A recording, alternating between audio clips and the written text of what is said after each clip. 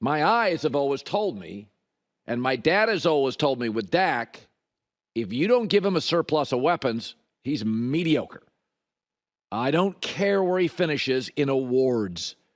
Eyes doesn't blow me away. Data without stars, bad. And sources. We've had people on this show and off the show.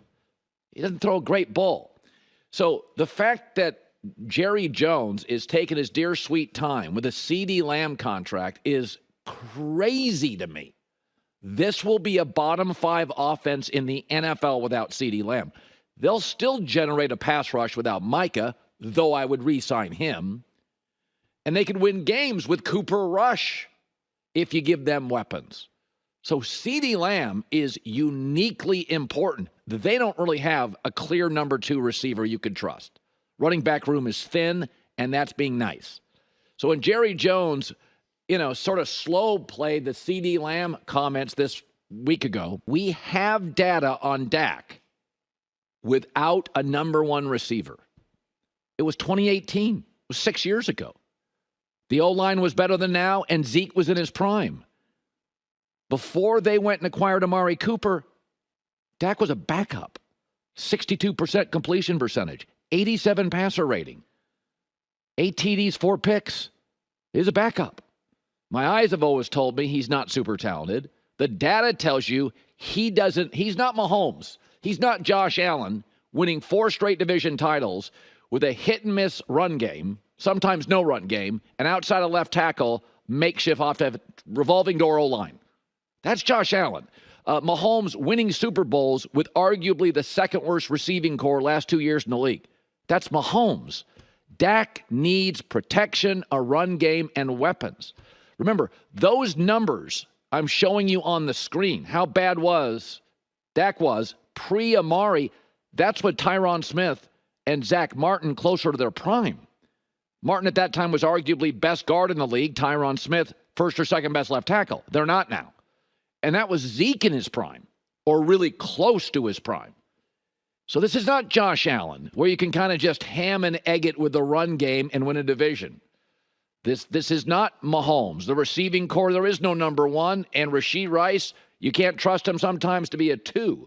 So there's no proof at all with my eyes or data or my sources that Dak can carry below average offensive skill players. And if you go to the Cowboys' schedule, especially early in the season, that's why they got to get this puppy wrapped up. The Cowboys' first 8 weeks, 5 road games, and many of the best defensive rosters in the league. Cleveland, Baltimore, Pittsburgh, the Giants, San Francisco, and Atlanta now has added an edge rusher. So you can't mess around with this CeeDee Lamb thing. You got to get this puppy, you got to get it finished. Again, I like Micah a lot, but they have DeMarcus Lawrence. And I like Dak. They won games with Cooper Rush. CeeDee Lamb, season over. No CeeDee Lamb, season over. And then think about this. You start slowly. The Cowboys need a quick start for Mike McCarthy's job. So a lot of teams can get off to a slow start. The Chicago Bears with Matt Eberflus, they got to win in September. Jim Harbaugh doesn't. Andy Reid doesn't. Sean McVay doesn't. Kyle Shanahan doesn't. Mike McCarthy, Nick Sirianni, Matt Eberflus, they got to win in September and early October. Those first 6 weeks, you could have splintered locker rooms if things don't go right. You got to get CeeDee Lamb in today, as soon as possible. All right, so remember on draft day, y'all freaked out.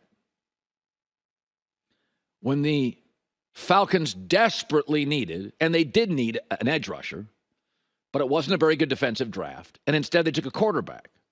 And they had Kirk Cousins, and they drafted Michael Penix, and the world lost their you-know-what. Well, yesterday, the Falcons traded for third-round pick for Matthew Judon. Good, not superstar, but good edge rusher for the Patriots. So the Falcons got lit because they took a franchise quarterback. He'll sit for a year, maybe, franchise quarterback, over addressing an edge rusher. It was the right move. I said it then, and I'll say it now. You can find edge rushers. The Rams found Von Miller, then let him go. Got a trophy. The Eagles went and got Bryce Huff from the Jets. Lost Hassan Reddick, found Bryce Huff from the Jets. You can find edge rushers.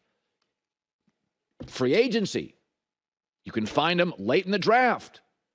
You can find them at the trade deadline. You know what you can't find at the trade deadline? Michael Penix. You can't find Michael Penix at the trade deadline. No, C.J. Stroud. Nobody's giving up a face of a franchise quarterback early in his career, inexpensive, and probably the future of the franchise. That you can't find. Even first-round quarterbacks are a 50-50 hit. It's the hardest position in the league to get right. Edge rushers are available. I mean, go back to this past March, a prime example. So this past March, it was free agency. And edge rushers are just a cost issue. They're always available. Are you willing to pay for them?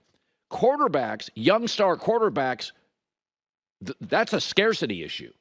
There's like one delivered a year. 5 are drafted in the first round. 1 becomes a star. That's a scarcity issue. Edge rushers, it's a cost issue. So I just looked it up this morning. In March, these free agents were all available, edge rushers. Josh Allen, Chase Young, Brian Burns, Danielle Hunter, Jonathan Grenard. They were all in the market. Matthew Judon wasn't, but now the Falcons just traded for him. By the trade deadline, somebody's going to be moving off an expensive edge rusher. Khalil Mack, by the way, maybe Bosa. Are the Chargers going to keep both of those edge rushers? What if they need a pop at wide receiver? They can move one. They're getting a bit of a rush, a surplus of pass rush, an inefficiency, or a lack of production at wide receiver. You may have Khalil Mack available. So there is an order of operation in the NFL. Number 1, get your franchise quarterback. Number 2, everything else. That is the order of operation. Get the quarterback. So the fact that Atlanta has an old one and a young one, okay. I mean, J.J. McCarthy's already out for the year. We already have a quarterback. We haven't really moved into the beef of the exhibition schedule yet. Minnesota's already down 1. Surplus of quarterbacks.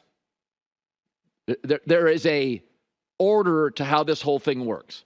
So everybody losing their stuff on the Kirk Cousins, Michael Penix situation was nonsense. I mean, Kirk's old. He's coming off major surgery. He didn't move great before it. How do we know he's going to move now? So way to go, Falcons. Way to pick him up. I always love, United States men's national team has a new soccer manager. Alexi Lawless. The voice of reason will stop by. The whole thing, I want to address it next. Because I don't think soccer, I think it deserves more love. I think it's the beautiful game. It's a great game, and I think we have the most skill we've ever had. But yesterday, the United States men's national team went and they got a player. They went and got a big-time coach. Hi, everybody. It's me, Uncle Colin. Subscribe here to get the latest from the herd, including exclusive behind-the-scenes videos and more, wherever you may be, however you may be watching. Thanks again for making us part of your day.